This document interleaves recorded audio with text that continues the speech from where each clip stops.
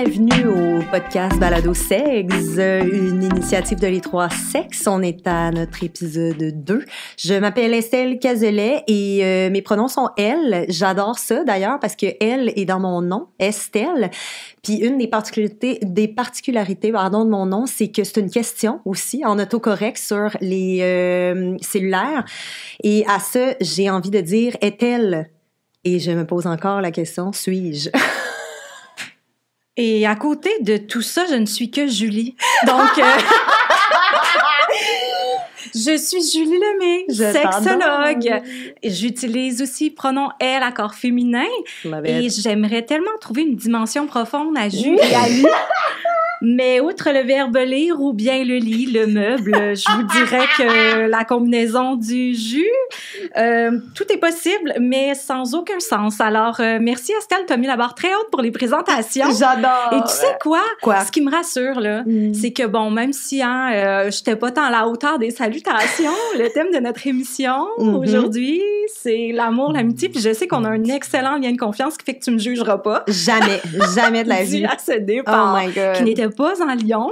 C'était fort. Moi, je trouve que c'était coup de poing ton affaire. Merci. Non, mais pour vrai, Julie. Mais la question est-elle? Est-elle? Mon nom est non-binaire. C'est une question. C'est magnifique. On aurait voulu l'inventer, qu'on n'aurait pas pu. J'aurais pas pu.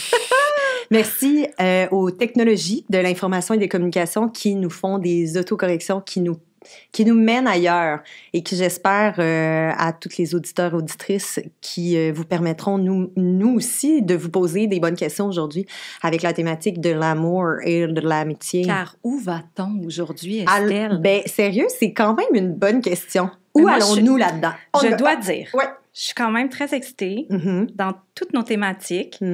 C'est quand même ma préférée. Je comprends.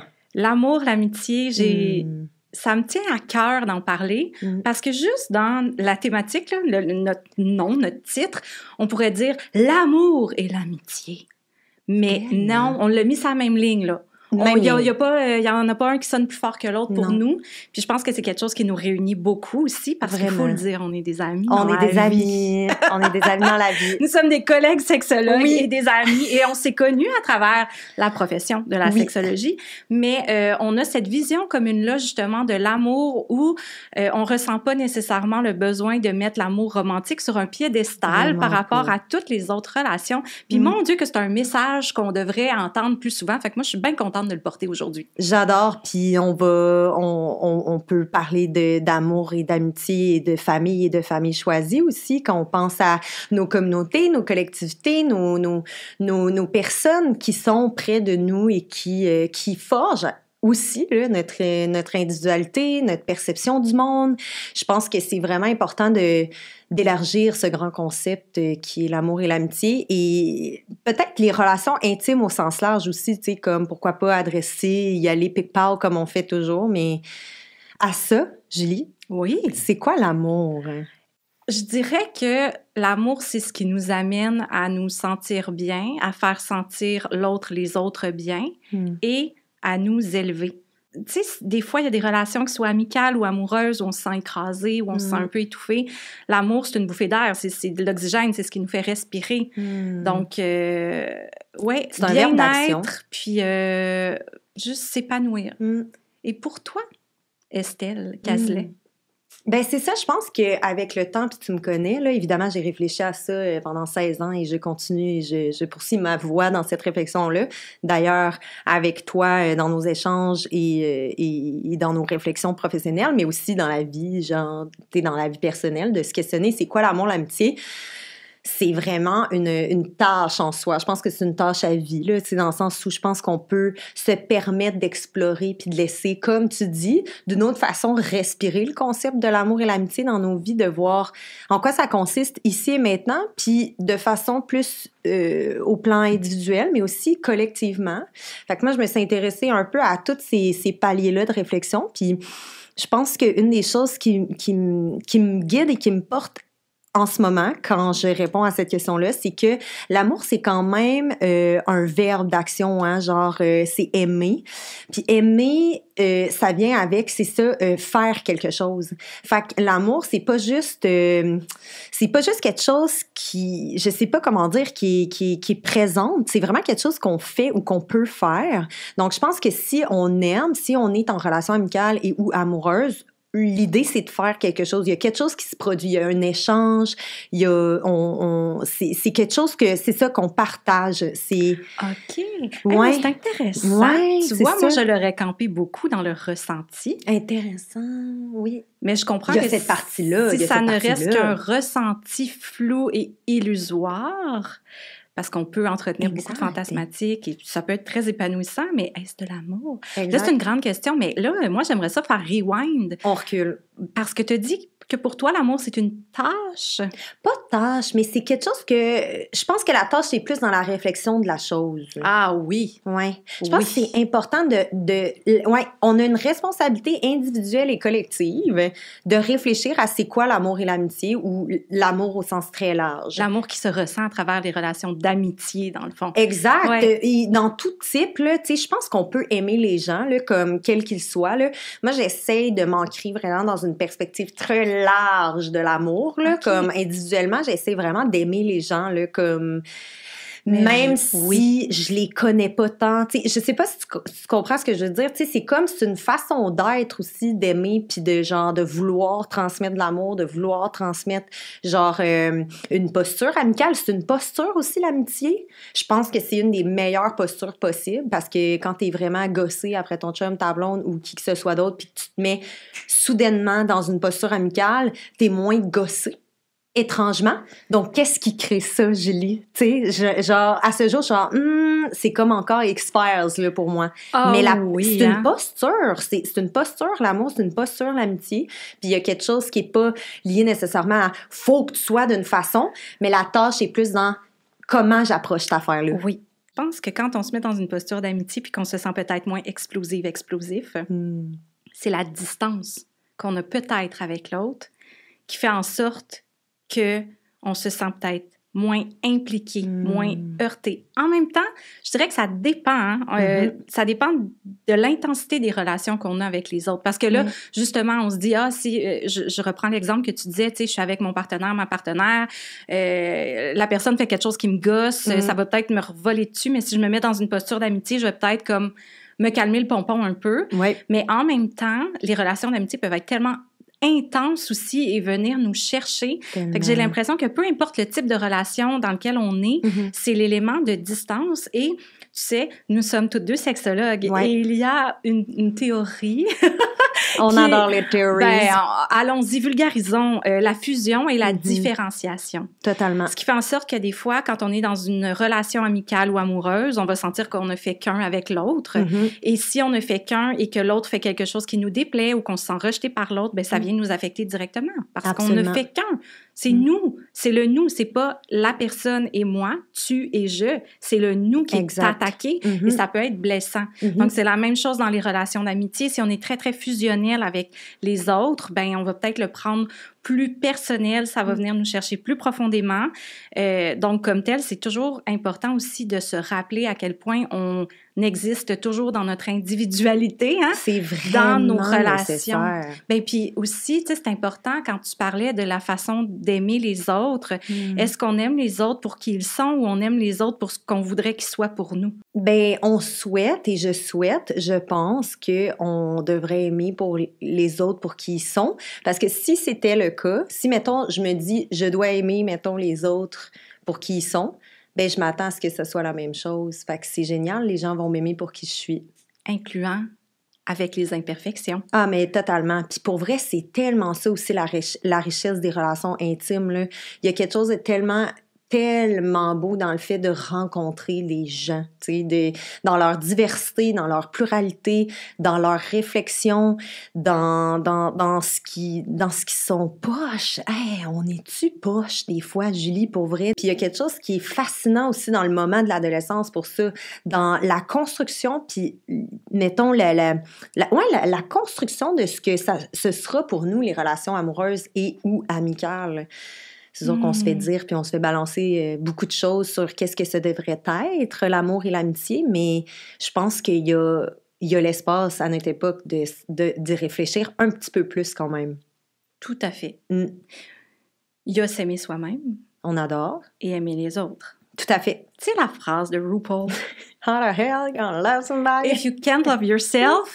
How the hell you gonna love somebody else? Oui. Cette phrase-là, elle est très belle, elle est très vraie, mais je la trouve très dure. Elle est tough! Merci! Je pensais, on s'en allait là, mais non, je l'aime aussi. Mais... On dirait que c'est tabou de dire ça, parce que moi, je trouve que apprendre à s'aimer soi-même, quand on comprend mieux qui on est, quand on apprend plus à s'aimer à travers ces zones d'ombre-là aussi, on va plus se canaliser puis pas pitcher nos choses nécessairement dans la face des autres, on va dire ça comme ça. Mais je trouve ça dur quand j'entends « Si tu peux pas t'aimer toi-même, comment peux-tu aimer quelqu'un d'autre? » Je comprends. Il y a une base quand même de ne pas aller rechercher constamment l'approbation chez les autres puis s'aimer strictement à travers le regard des autres parce que là, mon Dieu, que c'est fragile puis mon Dieu, qu'on est en posture de dépendance par rapport aux autres, comme tu disais au départ. Tout à fait. Mais l'amour de soi, ça s'apprend aussi pendant toute la vie. Donc, juste d'avoir ce cheminement-là parallèle, de dire, j'apprends à m'aimer puis à prendre soin de moi et j'apprends à me gérer, le fameux « gère-toi ». Oui. J'apprends à me gérer en même temps que je peux aimer aussi. Définitivement. Vraiment. Oui. Fait que, tu sais, c'est comme un long cheminement, là. Nous, on va proposer des belles réflexions à travers tout ça. Oui. De célébrer les différents types d'amitié, de se donner une chance aussi, de ressentir. Ouais. Et moi, je dirais célébrer les différents types d'amour. Revenons là-dessus. Oui. Attends-tu, on y va? Parce que je trouve que moi, j'ai une métaphore pour l'amour, OK? Une belle image. C'est tellement hâte. Tu sais, les courtes pointes, là, avec du patchwork, des pièces de tissu. Mais moi, je vois l'amour comme ça. OK. Chaque relation est une pièce de la couverture. Puis ben, quand on a frette, effectivement, la petite couverture, elle peut venir sur nos épaules, tu sais. Mais en même temps, il faut apprendre à se réchauffer nous-mêmes. Mais je trouve que chaque relation a tellement sa richesse, puis un apport qu'on peut avoir que si on se dit, ben moi, l'amour, ce n'est que romantique, donc je veux une des partenaires amoureux et que on repose juste sur une couverture, on n'a pas de patchwork, puis que là, la couverture s'en va, fait frette. Sérieux, puis on s'entend que si c'est juste l'amour romantique, tu vas avoir juste un petit carré. Mais je pense que le monde y voit ça comme comme un snuggie. Vous savez, les snuggies, là, les grandes couvertures, là, qu'on se rentre tout le corps dedans, puis avec une capuche, ça enveloppe le snuggie. Moi, je pense que l'amour romantique, c'est un snuggie. Oh, wow! Vous l'aurez appris à Segs. Chose certaine, il y a des auteurs et des autrices qui nous rappellent quand même plus de façon concrète, peut-être, qu'est-ce que l'amour. Bell Hooks, qui est une féministe et sociologue afro-américaine, nous rappelle qu'en fait, ça, c'est un des trucs qu'elle nomme, qui est l'amour, mais l'amour, c'est exempt d'abus. Il y a comme ça aussi qui est intéressant. J'ai envie de le mettre. Et il y a un philosophe que j'aime beaucoup puis que j'ai envie de vous partager, en fait, en quoi, selon lui et son école de philosophie amène comme élément à l'amour. Et il y en aurait 7. Genre la charité, la gentillesse, l'imagination, le pardon, la fidélité dans le sens traduit de la loyauté, loyalty, la générosité et la patience. Toutes des caractéristiques qui déclineraient l'amour. L'amour, ouais. Je peux-tu ajouter une variable? Oui, absolument. Les diversités. Ah, absolument. Les diversités dans le sens... les diversités plurielles. Ah oui, exactement! Oui, comment les jeunes ou les personnes de la diversité sexuelle et pluralité de genre vivent aussi ces relations-là, puis comment il y a des trucs tellement nice aussi qui sont sortis des collectivités puis des communautés queer aussi par rapport à ça. La notion de famille choisie, par exemple. Comment l'amitié aussi est au cœur, je pense, des relations queer. Je pense qu'il y a quelque chose de fascinant puis d'intriguant. Oui. Bien, on a choisi justement de parler un peu de nous à travers ce podcast-là, justement pour créer cet espace sécuritaire, puis ce safe space, puis aussi juste d'exposer tout ce qu'on peut représentée, en fait, dans notre variété de vécu. Puis je dirais que moi, cette notion-là d'amour pluriel puis de célébration de l'amitié fait beaucoup partie de ma vie. Étant une personne en self-partnership. De quoi qu'on parle quand on parle de self-partnership? Alors, on parle ici d'un mot que j'ai appris aussi beaucoup sur le tard. Hein? Sur le tard, on parle de vocabulaire à travers sexe, là, tu sais, l'importance des mots, puis des mots qui n'existaient même pas quand j'étais adolescente, par exemple. Le self-partnership, ça a été amené dans l'espace public par Emma Watson. Hermione Granger. Donc, v'là 2 minutes et demie. V'là 2 minutes et demie, quelques années. Oui, exact. Oui, elle est allée parler justement publiquement du fait qu'elle se considérait en self-partnership. Alors moi, je le traduis librement par partenaire en soi. C'est tellement une bonne traduction. Hein? J'adore ça. Partenaire en soi, c'est beau, mais ça peut être difficile à vivre justement ce type d'amour-là parce que bien que je vais parler pour moi, parce qu'il y a plein de façons de vivre son self-partnership, c'est clair, je vais avoir vraiment une grande diversité d'amitiés, de personnes de plein d'horizons différents, tellement intéressants. Comme la petite courte pointe affective, là, elle est riche, elle est belle, mais mon Dieu, que j'ai pu me faire violence en me disant « Mais où est the one? Et pourquoi je ne suis pas l'élu du cœur de quelqu'un? » Donc, ça, c'est un vécu, justement, dont on entend peu parler parce que souvent, on va penser plus à quelqu'un qui habite seul, par exemple, ou qui n'a pas envie d'avoir une partenaire romantique comme étant célibataire, donc en transition. Hey, ça, c'est tellement vrai. Quand c'est pas le cas, c'est comme si il y a un stigma autour de cette étiquette, en fait, statut. En fait, c'est un statut, je pense, social, être célibataire. Puis c'est vrai que c'est comme le genre de seul statut qui est comme, il se peut que, mais pour plein de gens, c'est, ben non, il se peut pas que, là, je suis. En fait, c'est ça qui est ça. Il y a comme un stigma puis une obligation à ce que ça bouge autrement. Oui, exactement. Puis des fois, des questionnements de « Oui, mais qu'est-ce qui fait que cette personne-là n'est pas en couple ou n'est pas en relation amoureuse? Qu'est-ce qui fait défaut? » C'est ce petit regard-là qui peut être posé, peut être courant. Fait que juste de rappeler que ça existe à travers, ça peut être pour plein de raisons. Je veux dire, il y a des gens de toute orientation sexuelle qui pourraient justement ne pas nécessairement souhaiter avoir de relations amoureuses, ne pas souhaiter avoir de relations sexuelles. On en a parlé dans le premier épisode. Et je dirais aussi qu'il ne faut pas oublier les orientations aromantiques. Sérieux? Et asexuelles. Absolument. Parce qu'effectivement, une fois de plus, tout ça est personnel aussi, puis individuel à soi. L'affaire que tu soulèves qui est important, par exemple, c'est qu'il y a quand même des pressions, puis des stigmas, puis de se faire violence soi-même, puis de faire violence, en fait, aux autres, tu sais, en induisant des relations ou des formes relationnelles qui ne nous collent pas à la peau. C'est oppressant, c'est difficile. Tu sais, mettons, moi, j'ai grandi en toujours pensant que l'amour était pluriel. Je suis tombée sur les définitions et la notion de polyamour dans ma vie en 2012, en fait, vivement la grève. Mais on dirait que depuis ce jour, je navigue là-dedans. Donc, ça fait longtemps, là, Julie, que je me pose la question polyamour, point d'interrogation. Puis une des choses que je me suis rendu compte dans ma vie puis dans la perception qu'on se fait même aussi du polyamour, c'est que polyamour, c'est un peu comme dire monter en haut, tu sais.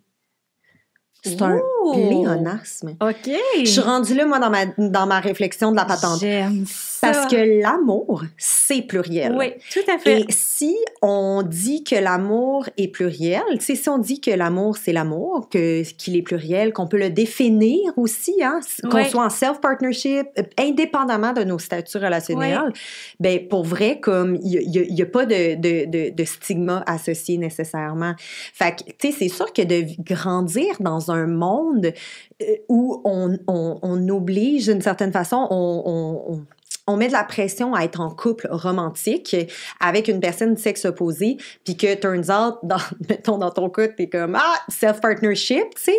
Puis dans mon cas, qui est comme, mais je ne peux pas m'imaginer un monde où je ne définis pas mes relations d'amour avec les gens que je côtoie, quels qu'ils soient, que ce soit la personne dans ma vie ou c'est comme les amitiés. Moi, j'aime ça, définir ces choses-là. Puis je pense que c'est nécessaire de le faire.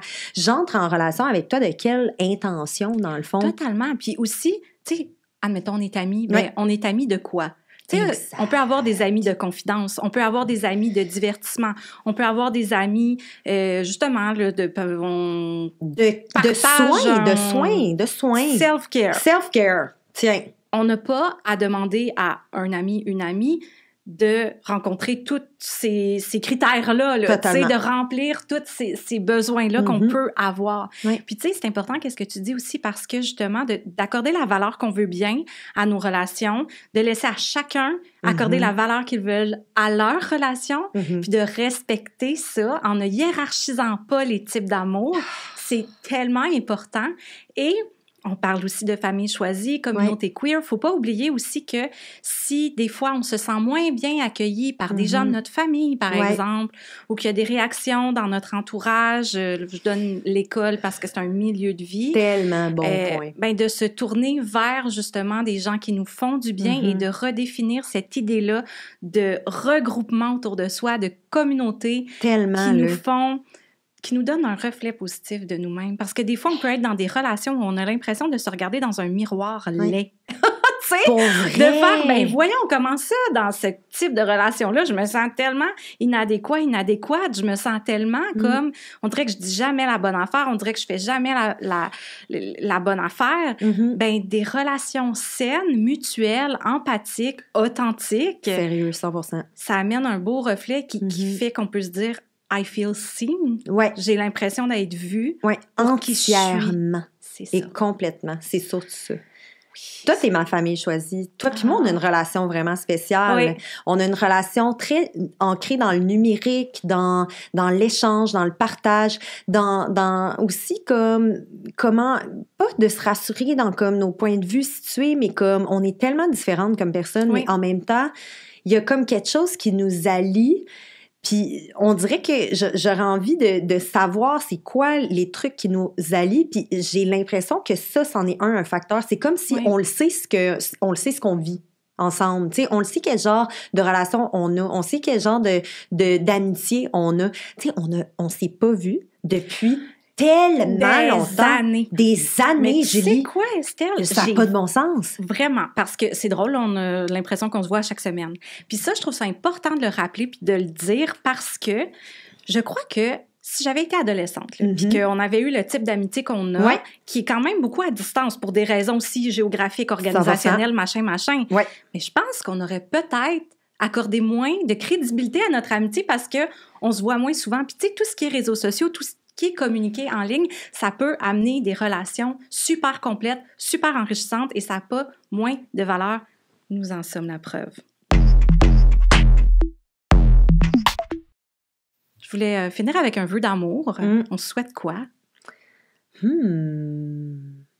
là, je te souhaite, Estelle, de justement avoir cet espace-là de vivre les amours polis, peu importe ce que ça veut dire pour toi. Ben parce que c'est ça, pluriel. P-O-L-Y, P-O-L-I-S. Voilà, E-S, amour. Poli. Oui, les amours polis. My God, qu'est-ce que je te souhaite? Pour vrai, juste comme de le recevoir de tout bord, de tout côté. Tu sais, comme, je pense que c'est une des choses qu'on oublie peut-être, mais de recevoir de love de tout bord, de tout côté. Genre, tu sais, comme de faire genre, de le sentir, de le raisonner. Ouais. Puis, tu sais, comme, pour vrai, je t'aime vraiment, Julie. Et je t'aime aussi, Estelle. Je t'aime tellement. Tu m'as tellement aidée dans des moments tellement difficiles. Puis, pour vrai, comme ça a été le moment où tu as été vraiment présente, ça m'a tellement aidée.